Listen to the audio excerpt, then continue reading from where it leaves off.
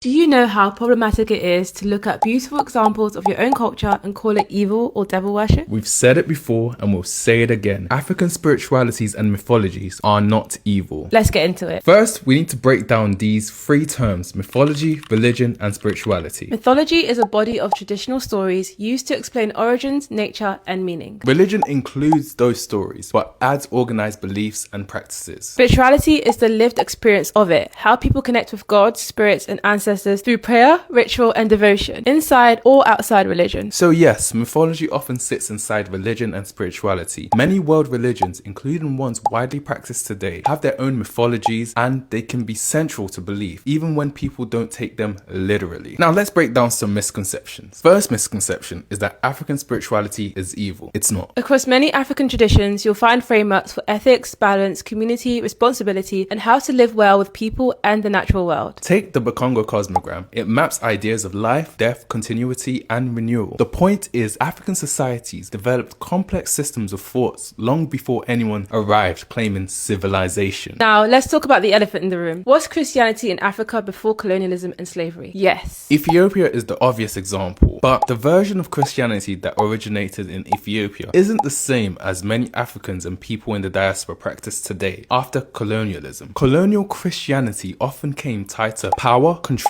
over education, language, law, and what practices were allowed to survive. What was imposed helped frame African spiritual systems as evil and used that framing to justify erasing them. When you demonize a people's spiritual system, you erase their philosophy and history, and that feeds the idea that our history began with slavery and that Africans had no rational thought, systems, or structure until colonialism arrived. Next misconception is ancestral worship. Across the continent and the diaspora, you do find ancestral veneration, but that isn't worshipping ancestors. Ancestral veneration is about respect and remembrance. It recognizes that you come from people, you carry lineage, and the dead still matter in how communities understand identity and responsibility. And modern life is full of it. You do it when you bring flowers to graves, keep photos and funeral programs, tell their stories, or name children after them. Your grandparents are ancestors just as much as your great-great-great-great-great-grandparents, and one day you'll be an ancestor too. We could go on, but we'll end here. African spirituality is part of us. It's embedded in our history and culture, even in our names. So no, African mythologies and spiritualities aren't evil. They're systems of knowledge, culture, and history. And they deserve to be understood.